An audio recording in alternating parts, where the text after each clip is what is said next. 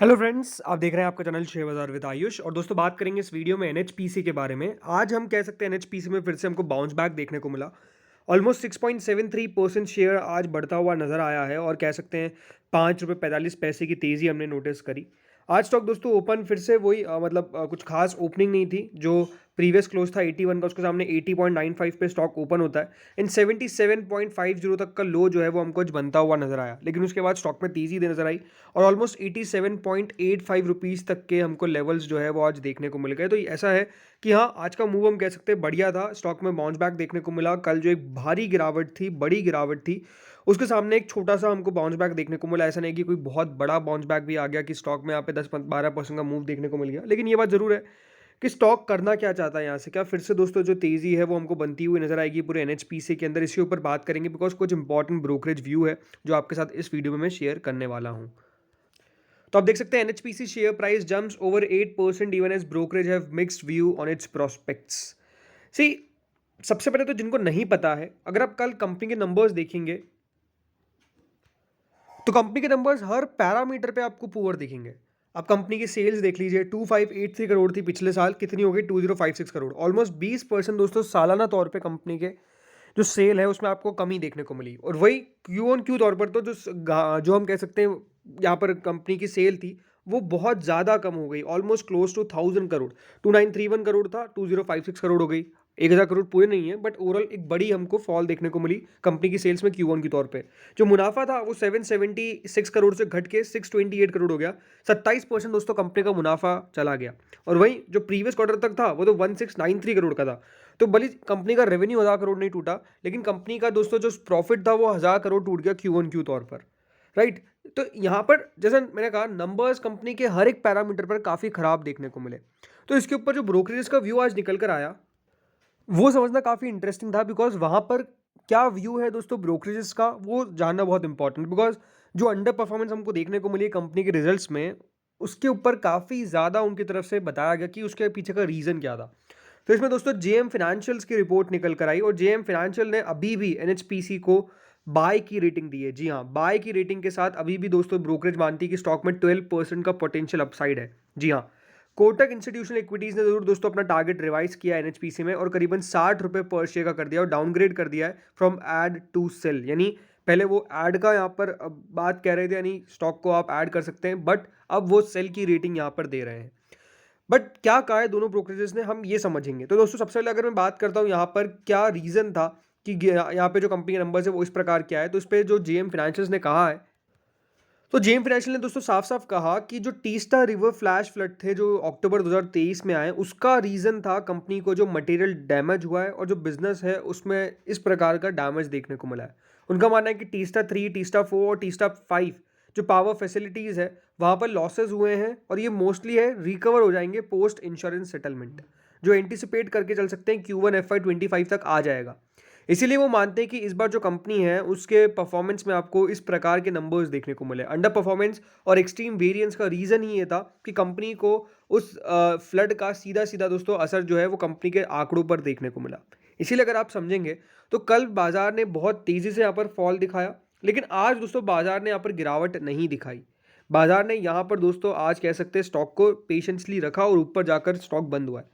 मैं ये नहीं कह रहा कि देखिए यहाँ से स्टॉक में और तेज़ी बनती हुई नजर आएगी, बिकॉज हमको रीज़न पता है। रीज़न क्या था? वन टाइम रीज़न था जिसके कारण नंबर्स इस प्रकार क्या है। बट स्टिल मार्केट ने आज बड़ी गिरावट नहीं दिखाई। उनका मानना दोस्तों यही है कि जो डिविडेंड यील्ड है 2.5% की, ये एक अपने आप में बढ़िया है। बाकी and nations priority to enhance hydro power due to its load following ability for a grid balancing and pumped hydro storage in place. उनका मानना है कि यहाँ पर जो डेफिनेटली जो कंपनी के पास पावर है एनएचपीसी के पास हाइड्रो पावर की, वो मानती है कि एक बहुत इंपॉर्टेंस है और ये नेशन की अभी एक ज़रूरत है, प्रायोरिटी है। इसीलिए उनका मानना है कि बाय की रेटिंग है और only large utility with 100% green energy है ये। और इसीलिए उनका जो टारगेट प्राइस है वो करीबन 91 रुपीज़ पर शेयर का है। 91 रुपीज़ पर शेयर का जो टारगेट है वो बेसिकली दिया गया यहाँ पर जेएम फाइनेंशियल्स के द्वारा।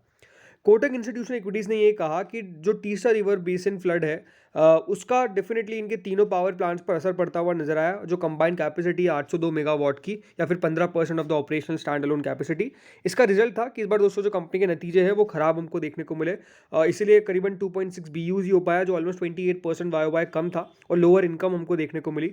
और ये इंपैक्ट करेगा इनकी earnings was more severe since NHPC had to account for increased cost of 340 crore which were offset by 300 crore in other revenue from possible insurance claim, right. तो ओवरऑल कंपनी के numbers खराब किस basis पे आए, ये तो आपको पता चल गया, क्योंकि जो टीस्टा रिवर थी, जो टीस्टा रिवर बेसिन फ्लड थे, उसका एक रीज़न था जिसके कारण कंपनी के बिजनेस पर इफेक्ट पड़ता हुआ नजर आया। और ये मानना है कि यहाँ पर ये जो असर है, इसका जो भी देखिए नुकसान हुआ, ये कंपनी को इस पर क्लेम मिल जाएगा, ऑफसेट क्लेम हो जाएगा। लेकिन ये कब तक आएगा ये आपको पता है, ऑलमोस्ट FY25 तक, फर्स्ट क्वार्टर में।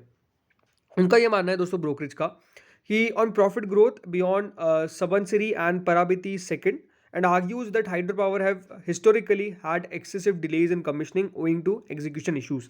लेकिन यहाँ पर हम कह सकते हैं जो ब्रोकरेज है वो ये मानता है कि अभी भी प्रॉब्लम्स है, बिकॉज जो ये मतलब जो भी देखिए यहाँ पर एग्जीक्यूशन कैपेसिटी है, एग्जीक्यूशन कैपेबिलिटी है, उस पर अभी भी काफ़ी सवाल है, निशान है। इसीलिए दोस्तों उन्होंने NHPC को सेल की रेटिंग दे दी जो पहले ऐड की थी। उनका मानना है कि यहाँ पर शार्प स्टॉक की परफॉर्मेंस में करेक्शन देखने को मिल सकता है, और जो वैल्यूएशंस है वो ये 2 टाइम्स प्राइस टू बुक ले रहे हैं, 16 टाइम्स प्राइस टू अर्निंग ले रहे हैं। और इसीलिए दोस्तों यहाँ पर जो टारगेट प्राइस है वो करीबन इन्होंने 60 रुपये पर शेयर का कर दिया, पहले जो 55 रुपये पर शेयर का था। यानी टारगेट प्राइस तो बढ़ाया, बट उसके बावजूद भी जो टारगेट प्राइस है वो करंट मार्केट प्राइस से नीचे हमको देखने को मिलेगा। तो इस प्रकार से दोस्तों यहाँ पर जो व्यू है वो हमको बटे हुए नजर आते हैं दोनों ब्रोकरेजेस के, राइट। एक ब्रोकरेज कह रही है बाय करना चाहिए, एक ब्रोकरेज कह रही है सेल करना चाहिए। एक ब्रोकरेज टारगेट दे रही है 91 रुपीज़ पर शेयर के, एक ब्रोकरेज टारगेट दे रही है 60 रुपीज़ पर शेयर के। बट ओवरऑल आज हम कह सकते हैं बाजार ने उतना नेगेटिव फॉल नहीं दिखाया। उसके पीछे का रीज़न हो सकता है कल पहले ही बहुत गिर चुका था स्टॉक, 15% ऑलरेडी टूट गया था, तो आज ज़्यादा गिरता हुआ नजर नहीं आया और एक रिकवरी हमको नजर आ गई। NHPC के जो भी शेयर होल्डर है उनके लिए खास बात यही है कि आपके लिए कंपनी ने ₹1.40 का इंटरिम डिविडेंड अनाउंस किया है, जिसकी एक्स डेट 22/2/2024 रखी गई है। तो याद रखिएगा, जो भी 20 सेकंड से पहले स्टॉक को खरीद लेगा उनको डिविडेंड मिलता हुआ नजर आएगा, इस बात का ध्यान आपको रखना है। और होल्ड भी करना पड़ेगा, याद रखिएगा, तब तक अगर आप पहले ही बेच देंगे तो फिर आपको डिविडेंड नहीं मिलेगा, इस बात का भी ध्यान रखना है। बट हाँ, कंपनी ने इंटरिम डिविडेंड दिया है करीबन ₹1.40 का इस क्वार्टर के अंदर, इस बात का आपको ध्यान रखना है। पहले भी अगर आप लगातार देखेंगे तो कंपनी हर बार ऐसा देखा गया कि सेकंड क्वार्टर, मतलब जो भी थर्ड क्वार्टर निकल गया था उसके रिजल्ट के बाद कंपनी डिविडेंड अनाउंस करती है। जैसे कि ₹1.40 का पहले भी किया था, उससे पहले ₹1.31 का किया था।